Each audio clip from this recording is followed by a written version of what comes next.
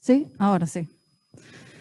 En el Salmo 118, versículos 28 y 29 dice así: Mi Dios eres tú y te alabaré. Dios mío, te exaltaré. Alabad a Jehová porque Él es bueno, porque para siempre es su misericordia. Amén. Hemos venido a alabar el nombre de Dios, ¿verdad? Hemos venido a exaltarle y a darle la gloria porque Él es bueno.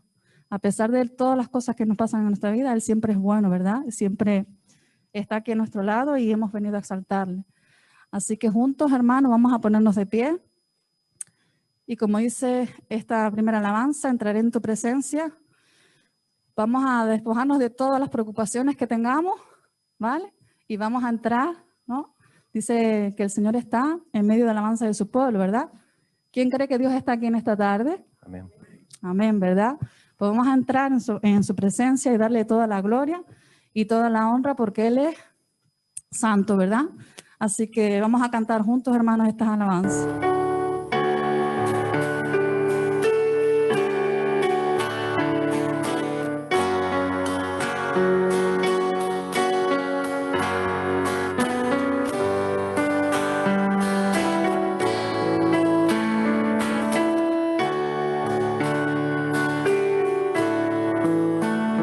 Señor, tú me llamas por mi nombre, desde lejos, por mi nombre, cada día tú me llamas.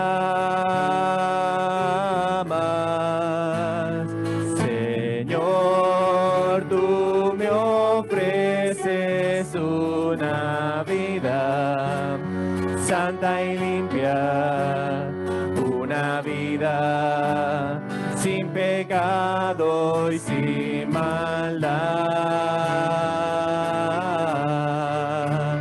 Señor, nada tengo para darte, solamente te ofrezco mi vida para que la uses tú. Señor, hazme hoy un siervo útil que anuncie el mensaje de la cruz. Señor, tú me llamas por mi nombre, desde lejos, por mi nombre, cada día tú me llamas. Señor, yo acudo a tu llamado cada instante, pues mi gozo es servirte más y más. Señor, nada tengo para darte, solamente te ofrezco mi vida para que la uses tú. Señor, hazme hoy un siervo útil que anuncie el mensaje de la cruz. Señor, tú me llamas por mi nombre, desde lejos, por mi nombre, cada día tú me llamas.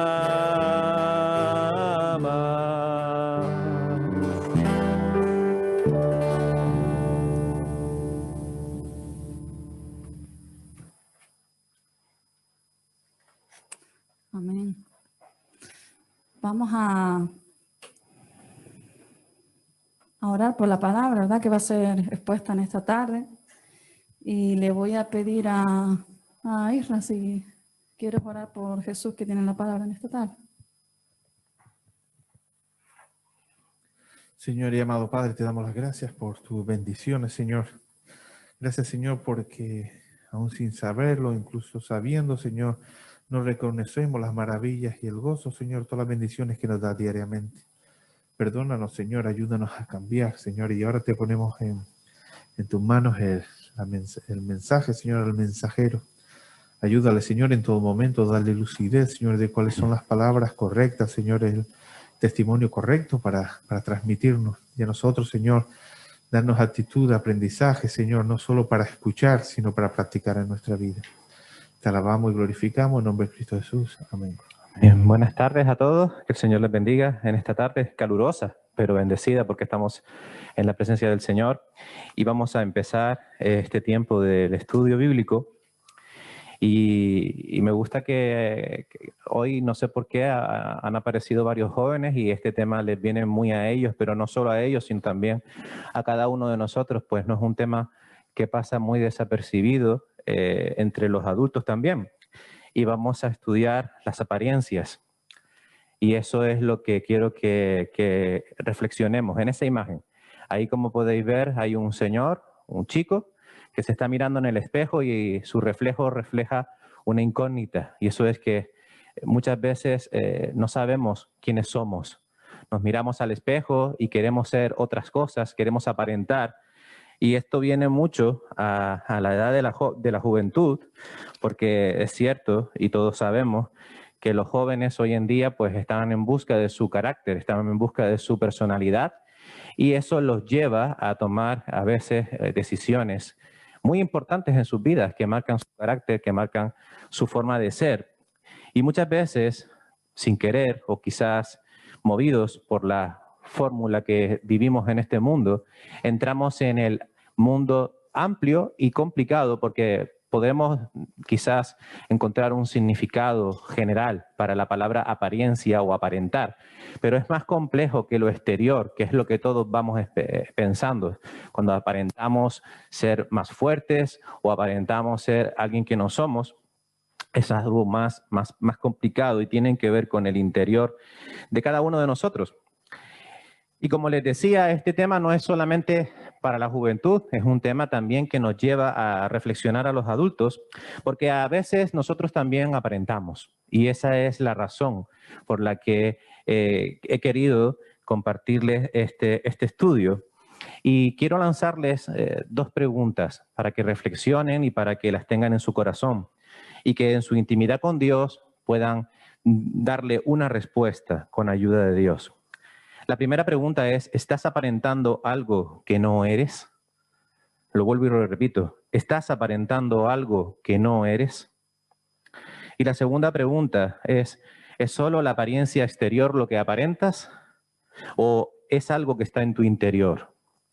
Hay dos preguntas que son muy iguales, pero una de ellas, la segunda, quiere que especifiques en ti mismo, en la presencia de Dios, si lo que estás aparentando en tu vida es algo que tiene que ver con tu exterior o tiene que ver con tu interior, con tu corazón.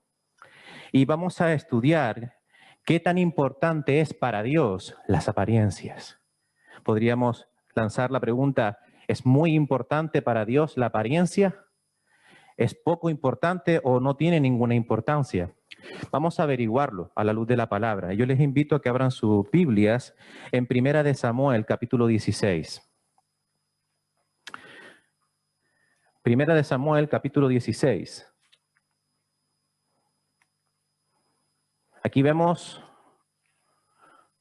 un pasaje que todos conocemos, un pasaje que muchos tenemos en nuestra cabeza de la escuela dominical. Los jóvenes en su mayoría saben perfectamente de qué va este trozo en esta historia en la que Samuel unge a David. Recordemos que el pueblo de Dios estaba buscando un rey, estaban demandándole a Dios un rey, y entonces Dios le dijo al profeta Samuel, que era el profeta en ese entonces, le dijo que fuera a una casa concreta, a una familia concreta, y que buscara allí al futuro rey. Y dice la lectura en el capítulo 16 que este señor, este padre de familia, le empezó a enseñar a todos sus hijos, pero le faltaba uno, quizás el que menos todos se esperaban por su apariencia. Porque dice la palabra de Dios que David era un chico escuálido, no tenía gran fuerza, no era alto, pero sí era hermoso, eso sí lo dice la palabra de Dios. Y dice el versículo 7, que es donde vamos a intentar darle respuesta a lo que le importa a Dios, las apariencias. El versículo 7 dice así: y Dios respondió a Samuel: no mires a su parecer, ni a lo grande de su estatura, porque yo lo desecho. Porque Dios no mira lo que mira el ser humano, pues éste mira lo que está delante de sus ojos, pero Dios mira el corazón. Y es que cuando hablamos acerca de apariencias, Dios tiene, claro que tiene, una opinión acerca de ella, pero es muy diferente al concepto que nosotros entendemos por apariencias. Podemos aparentar ser más doctos, menos doctos, o sea, más instruidos, menos instruidos, más cultos, menos cultos. Podemos aparentar ser más fuertes, más débiles, pero siempre estamos luchando por conseguir un ideal que no es el ideal de Dios, porque si nos vamos a la palabra de Dios, Dios mira el corazón. Entonces, a Dios lo que le importa es la apariencia de tu corazón. ¿Cómo es tu corazón? ¿Cómo está tu corazón? ¿Cómo actúa tu corazón? ¿Cómo siente tu corazón? Estamos obsesionados con la apariencia exterior. Todos, absolutamente todos, estamos obsesionados con nuestra apariencia exterior. ¿Cuánto tiempo hemos tardado en prepararnos para venir al culto? ¿Cuánto tiempo hemos dedicado en el baño o al planchar nuestras ropas? ¿O cuánto tiempo hemos gastado eligiendo vestuario? Estamos obsesionados con la apariencia exterior del ser humano. Pero no solamente estamos hablando de ropa, estamos hablando de actitudes, estamos hablando de encajes, estamos hablando de grupos sociales, estamos hablando de encajar en un puzzle que es el mundo.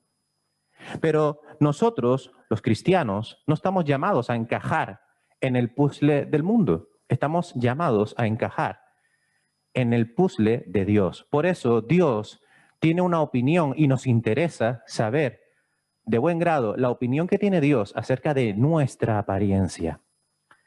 Como les digo, nuestra sociedad está obsesionada con la apariencia exterior, pero los cristianos estamos llamados a no estar tan ocupados en nuestra apariencia exterior. Primera de Pedro, capítulo 3, versículos del 3 al 4.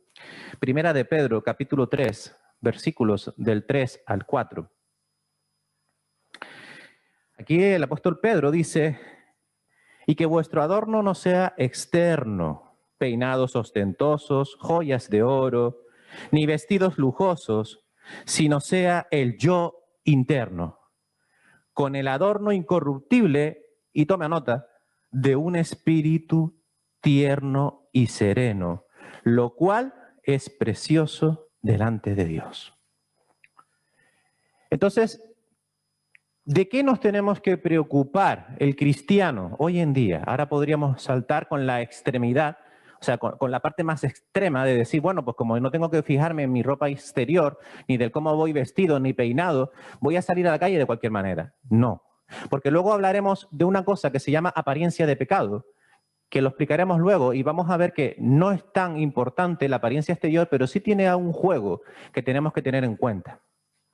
El apóstol Pablo hace énfasis también en el mismo punto que hace Pedro en todas las cartas en las cuales él se encuentra con gente que es superficial. Y esta palabra es clave para entender esto de la apariencia, porque lo superficial, como lo entendemos, es algo que no es real, es algo que tú te estás creando por ti mismo.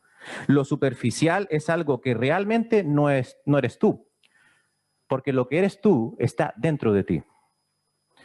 La apariencia exterior es algo que atrae la atención de quienes no tienen la mirada puesta en Cristo. Y esto toma mucha nota porque es muy importante, porque a la hora de tomar decisiones en tu vida tienes que tener muy en cuenta esto que estoy diciendo. La apariencia exterior es algo que atrae la atención de quienes no tienen la mirada puesta en Cristo. Si nos vamos a el Evangelio de Lucas, capítulo 12, versículos del 32 al 34, y luego vemos unos cuantos textos más que hablan acerca de lo mismo, hablan de lo que a Dios le importa en lo que se refiere a nosotros dentro y no tanto en el de fuera, que no nos preocupemos por las cosas materiales. Dice el versículo 32, no os hagáis tesoros en la tierra donde la polilla y el orín corrompen, y donde ladrones minan y hurtan, sino haceos tesoros en el cielo, donde ni la polilla ni el orín corrompen, y donde ladrones no minan ni hurtan. Porque donde esté vuestro tesoro, allí también estará vuestro corazón. Y aquí está intentando explicarnos que todo nace de nosotros, de nuestros deseos, de nuestros anhelos. ¿Cuáles son tus metas? ¿Cuáles son tus anhelos? ¿Qué es lo que estás persiguiendo en tu vida? ¿Es espiritual o es terrenal? ¿A qué le estás dedicando tiempo? Dice la palabra de Dios que no nos hagamos tesoros en la tierra, porque es efímero, se va, se destruye, pasajero. Está durante un tiempo y luego se aparta de nosotros. El dinero es una de las cosas que más desaparecen. ¿Cuántos dicen amén? Eso es así. Yo cobro el día 1 y yo no sé qué pasa con mi cuenta, pero ya para el día que tengo que volver a cobrar, está la cosa muy ajustadita. Entonces, cuando nosotros hablamos de bienes materiales, Dios no está interesado en esto. Él no está interesado en que tú te hagas rico, terrenalmente hablando. Él no está interesado en que tú tengas un éxito profesional. Él no está interesado en que tú seas un doctor. Él no está interesado en que tú seas un abogado. Él no está interesado en tu futuro profesional material. Él está interesado en tu corazón. Que luego eres abogado, gloria a Dios. Que eres médico, gloria a Dios. Pero que no sea el coste tu relación personal con Dios. Que no sea el coste tu comunión con Dios. Que no sea el coste que te apartes del Señor. La lámpara del cuerpo, versículos del 33 al 36, en el capítulo 11 del versículo del Evangelio de Lucas, dice, la lámpara del cuerpo es el ojo. Así que si tu ojo es bueno, todo tu cuerpo estará lleno de luz. Pero si tu ojo es maligno, todo tu cuerpo estará en tinieblas. Así que si la luz que en ti hay es tinieblas, ¿cuántas no serán las mismas tinieblas? Muchas veces creemos que estamos en el camino correcto haciendo las cosas que tenemos que hacer y que Dios respalda eso. Pero muchas veces cerramos nuestros ojos y nuestros oídos a lo que la palabra de Dios está diciendo aquí. La palabra de Dios es clara cuando dice que ninguno puede servir a dos señores, porque o aborrecerá al uno y amará al otro, o estimará al uno y menospreciará al otro. Porque no podemos servir a Dios y a las riquezas al mismo tiempo. ¿Por qué? Porque el uno le roba el sitio al otro. Y es así. La palabra de Dios dice que el mayor de los males es el amor al dinero. Eso es cierto.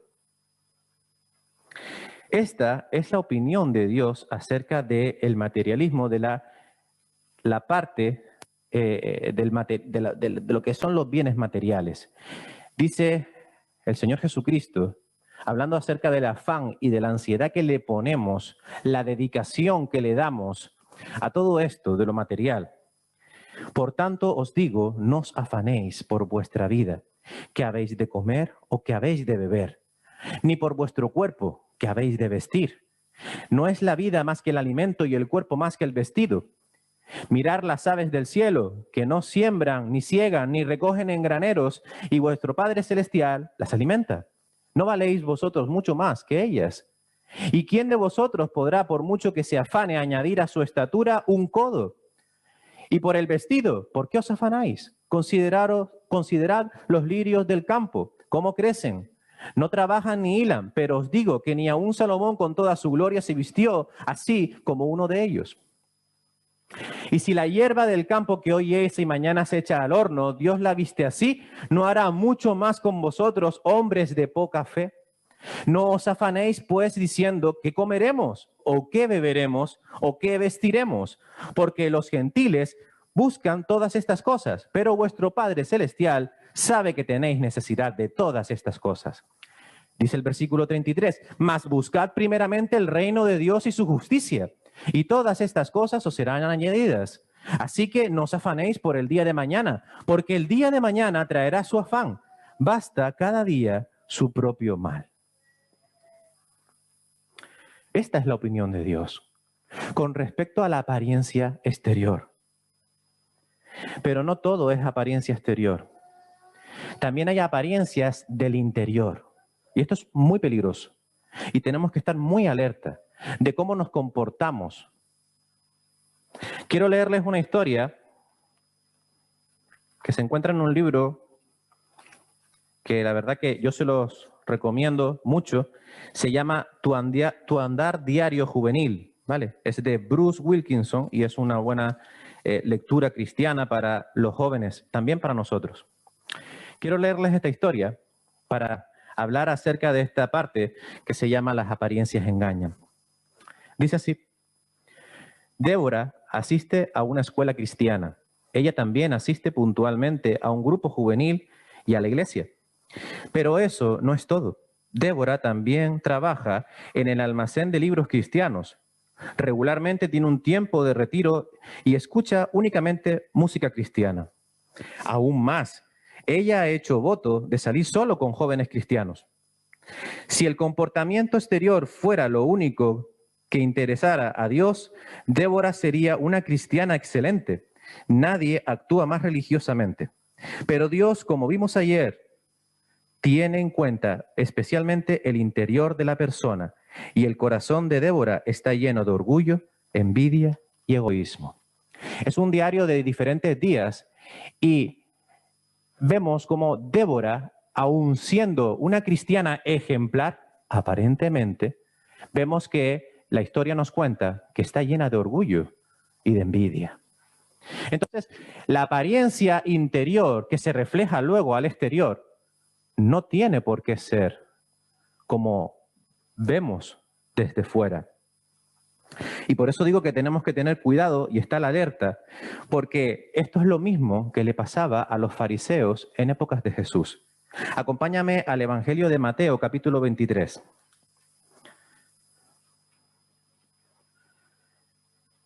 Ahí vemos como el Señor Jesucristo le dice de esta manera tan dura, pero tan real, a los fariseos acerca de cómo era su apariencia interior, que parecía buena, pero luego su interior estaba podrido. Es como la manzana que vemos en el supermercado, bella, reluciente, brillante, pero que luego cuando la partes por la mitad, la miras y en su centro está negra, oscura, marrón.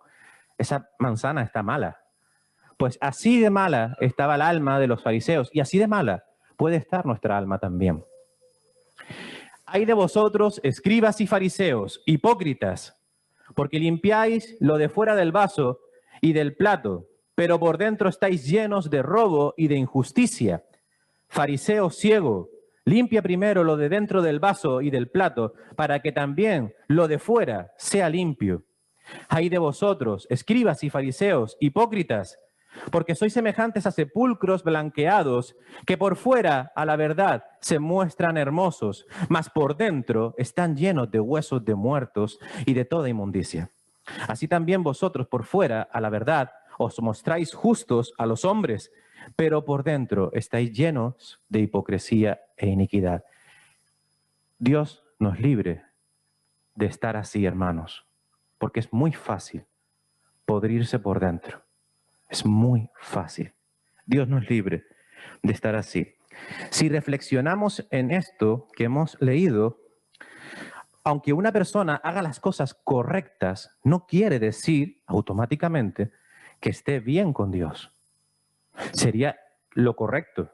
Es así, pero no tiene por qué ser así. Es el ejemplo de la manzana. O puede ser que como los fariseos o como Débora, estemos podridos por dentro. Entonces, ¿qué nos dice Dios? Nos dice, evalúate a ti mismo, delante de Dios, tu comportamiento espiritual. ¿Es tu motivo primario el ser reconocido, el ser alabado y halagado por los demás? Esto no agrada a Dios. Esto no agrada a Dios. Un activismo espiritual no te convierte en puro, sino el corazón contrito y humillado, como dice el Salmo 51, versículos 16 y 17. Porque no quieres sacrificios que yo los daría, ni quieres holocaustos. Los sacrificios de Dios son el espíritu quebrantado, al corazón contrito y humillado. No desprecias tú, oh Dios. Esto es lo que Dios está buscando en nosotros. Esto es lo que a Dios le interesa. No la apariencia de nuestros cuerpos, ni la apariencia de nuestro activismo espiritual, sino la apariencia de nuestro ser interior, de nuestro corazón, del cual, como dice la palabra, mana nuestro tesoro. De lo que tengas en el corazón, eso es lo que va a salir hacia afuera, eso es lo que a Dios le importa. A Dios no le importa si vas de una forma o de otra a la iglesia, a Dios no le importa si haces limosnas o no, a Dios no le importa todo eso.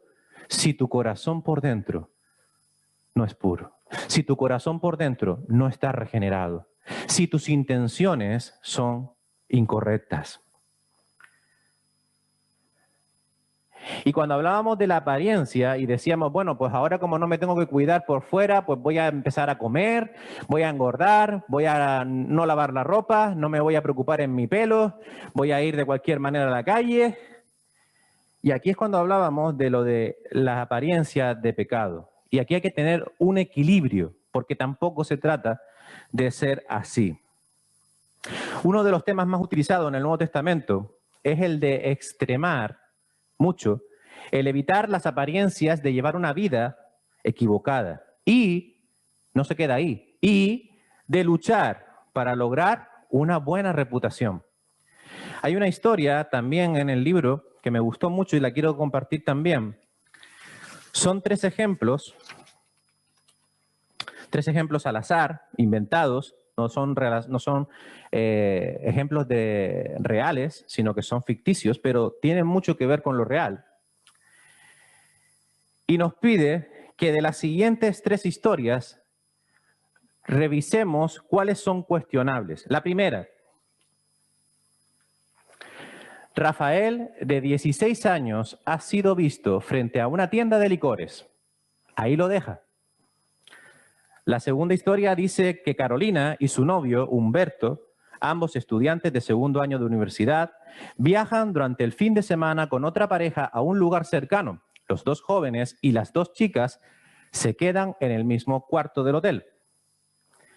Y la tercera es Ana, que ha sido vista dándole dinero a Julio el mismo día que todos compraban a Julio copias del examen de ciencias de la señora Fernández. Me imagino que será su maestra. Y aquí me gustaría que analizáramos por un momento estas tres historias. Aquí obviamente falta información. No sabemos por qué Rafael fue visto frente a una tienda de licores. No sabemos el por qué Carolina, si es cristiana, si no es cristiana, si es amiga o no de alguien cristiano, pero ahí vemos otra situación que no tenemos toda la información. Y Ana, también tenemos el mismo caso, que se le ha visto dándole dinero a un señor, a un chico, a un joven, que vende copias de exámenes para hacer sus chuletas y tal, y la ven dándole dinero a este chico. Y aquí, si nos ponemos a analizar, todos estaremos de acuerdo de que aquí falta información y de que no podemos hacer un juicio de estas tres situaciones sin saber exactamente qué hay en esos contextos de esas historias. Bien, entonces, ahora, viendo estos ejemplos, ahora vamos a imaginar que son cristianos los tres.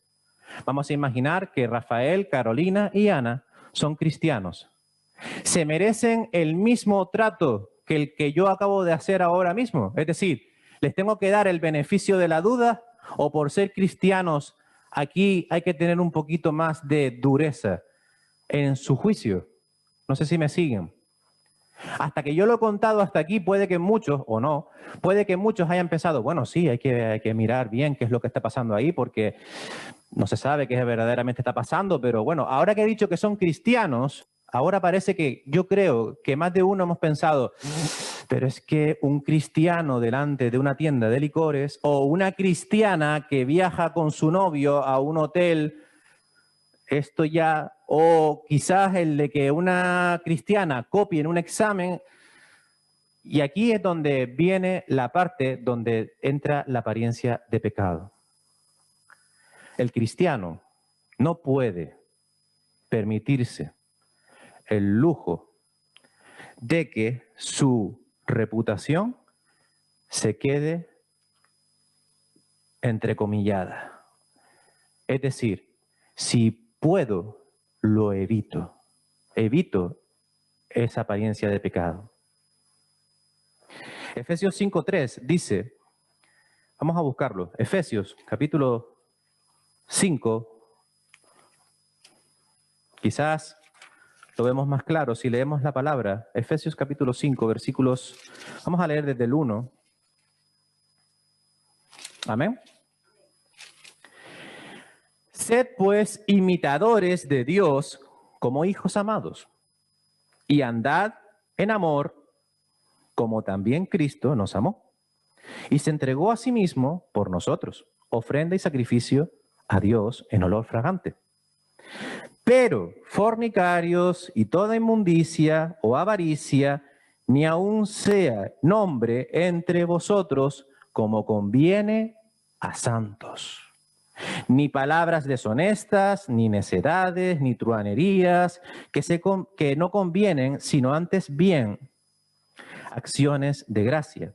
Porque sabéis esto, que ningún fornicario o inmundo o avaro, que es idólatra, tiene herencia en el reino de Cristo y de Dios. Nadie os engañe con palabras vanas, porque por estas cosas viene la ira de Dios sobre los hijos de desobediencia. No seáis, pues, partícipes con ellos. Entonces, tengo un testimonio que es real, no es de aquí, pero es de otra iglesia, en el cual una hermanita cristiana joven, ella tenía costumbre, era 16, 17 años, tenía costumbre de salir con sus amigas no cristianas a un pub, es decir, un lugar donde sirven bebidas alcohólicas, donde hay música, pero ella no bebía alcohol, ni bailaba, simplemente charlaba con sus amigas allí. ¿Ustedes creen que eso está bien para una joven cristiana que tiene que dar testimonio de Cristo? Pues seguramente no. No, porque aunque yo no haya pecado, sí estoy dando la apariencia de que estoy participando de ese pecado. Por lo tanto, esto es lo que la palabra de Dios nos advierte que no consigamos hacer. Es decir, que lo evitemos. ¿Por qué? Pues la palabra lo dice claramente, porque Dios no lo quiere. No hay más, no hay que buscar más en la palabra. Dios a esto es un no como un castillo. Regresando a los ejemplos citados que hemos dicho, ¿qué conducta sugiriéramos que deberían de tomar estos chicos? Pues seguramente Rafael puede ser que simplemente haya pasado por frente de la tienda de licores, pero si se ha parado o si ha mirado o si tienes problemas con alcohol, casi que podríamos decirle a Rafael, Rafael, ni te acerques a la tienda. ¿Por qué? Porque a lo mejor puedes caer en una tentación. Si Carolina es cristiana y Carolina tiene un novio, me imagino que Humberto debería de ser cristiano, si no ya empezaríamos mal. Pero igualmente, aún siendo ellos novios, no podrían estar quedándose juntos en la misma habitación de hotel, porque la tentación sigue allí. Y Ana, que ha dado dinero a Julio, quizás es la que podríamos un poco exculpar un poquito, porque no se sabe exactamente por qué, pero si Ana sabía que le estaban dando dinero a Julio para comprar copias de examen, quizás Ana debería de haber evitado, a lo mejor, haberle prestado dinero para que se comprara un bocadillo, que a lo mejor puede ser que Ana estaba haciendo esto. En definitiva, son ejemplos muy extremos, pero que eso nos llama a nosotros a pensar que antes de hacer, primero debemos de pensar. Y tenemos que tener cuidado de ser vistos en apariencias de pecado. Voy a poner un ejemplo más claro que quizás puede que se entienda mejor.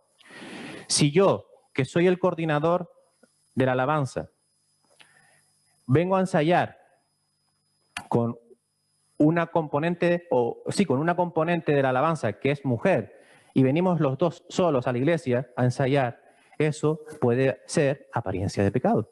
Y eso es lo que habría que evitar. Esto es como se vería.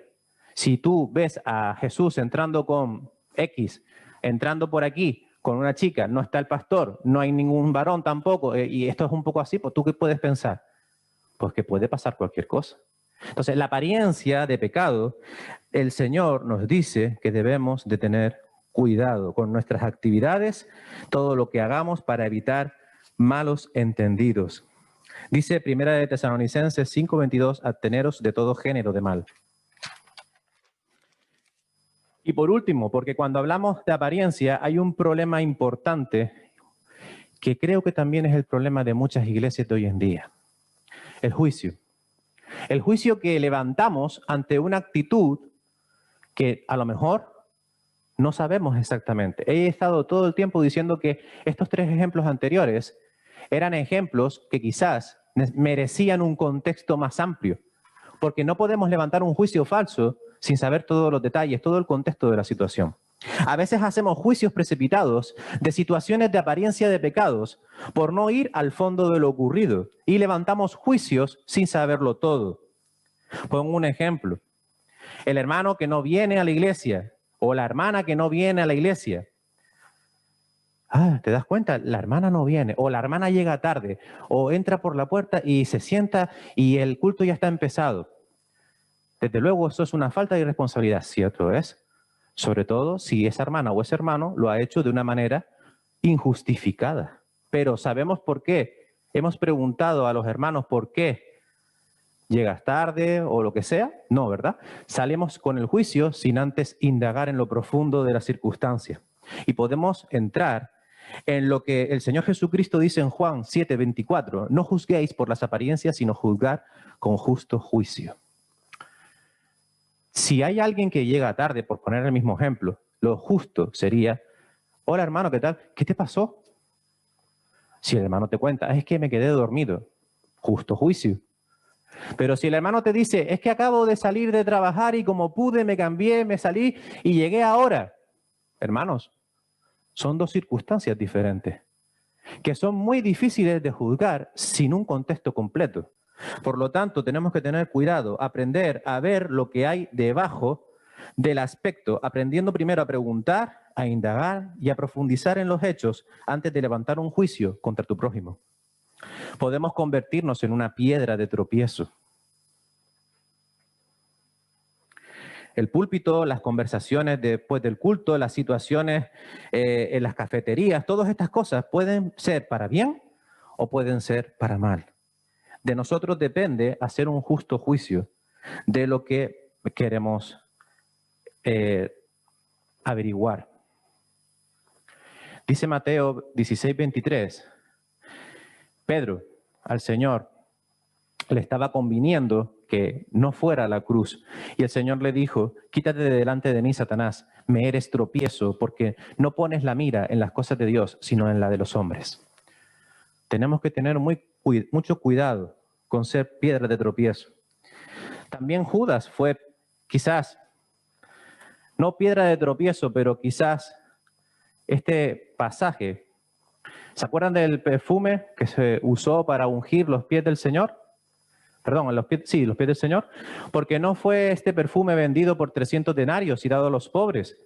Pero dijo esto no porque se cuidara de los pobres, sino porque era ladrón y teniendo la bolsa sustraía de lo que echaban en ella. Entonces Jesús dijo, déjala, para el día de mi sepultura ha guardado esto, porque a los pobres siempre los tendréis con vosotros, mas a mí no siempre me tendréis. Son ejemplos de tropiezos por juicios o por circunstancias que no son las de Dios. Por lo tanto, miremos cómo Jesús hace las cosas y vayamos al fondo de las apariencias antes de hacer un justo juicio. Aprendamos de nuestro Señor.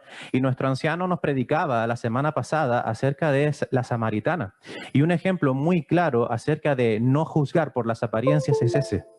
Porque como bien decía nuestro hermano, los judíos y los samaritanos no se llevaban entre sí por cuestiones de culturas. Pero Jesucristo no vino con esa conducta. Jesucristo no vino con esas formas.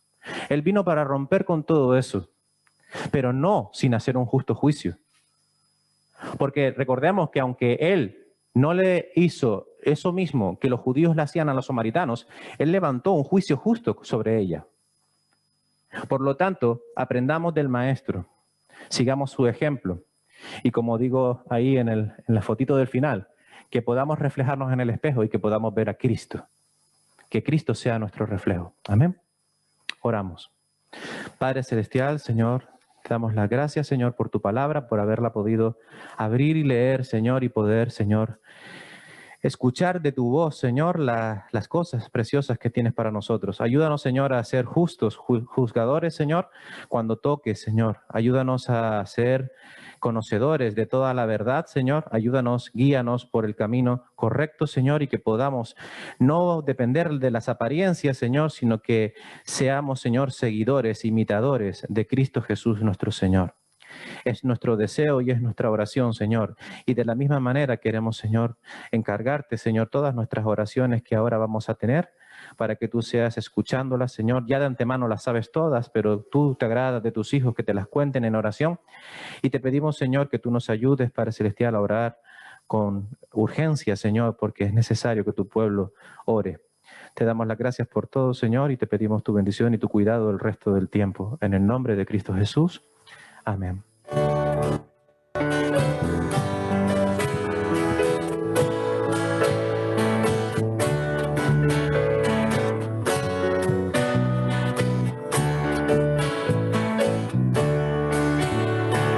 Tan cerca de mí, tan cerca de mí, que casi lo puedo tocar. Jesús está aquí. Mírale a tu lado caminando y paseando entre la multitud. Muchos ciegos van porque no le ven, ciegos de ceguera espiritual. Tan cerca de mí, tan cerca de mí, que casi lo puedo tocar. Jesús está aquí. Le hablaré sin miedo al oído, le contaré cosas que hay en mí y que solo a Él le interesarán. Él es más que un mito para mí, tan cerca de mí, tan cerca de mí, que casi lo puedo tocar. Jesús está aquí. No busques a Cristo en lo alto, ni tampoco en la oscuridad. Muy dentro de ti, en tu corazón, puedes alabar a tu Señor. Tan cerca de mí, tan cerca de mí, que casi lo puedo tocar. Jesús está aquí.